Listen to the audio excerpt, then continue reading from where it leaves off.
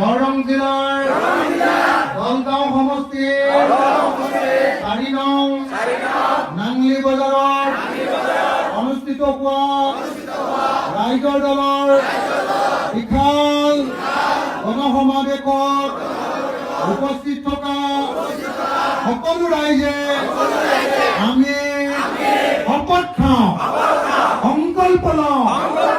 কচম খাওঁ যে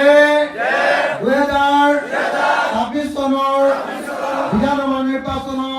নিৰ্বাচনত হিন্দু সাম্প্ৰদায়িক দল বিজেপি আৰু মুছলমান সাম্প্ৰদায়িক দল AIDF-ক পৰাজিত কৰিম। আমি সাম্প্ৰদায়িক দলৰ চৰ্দাৰ হিমন্ত বিশ্ব শৰ্মা আৰু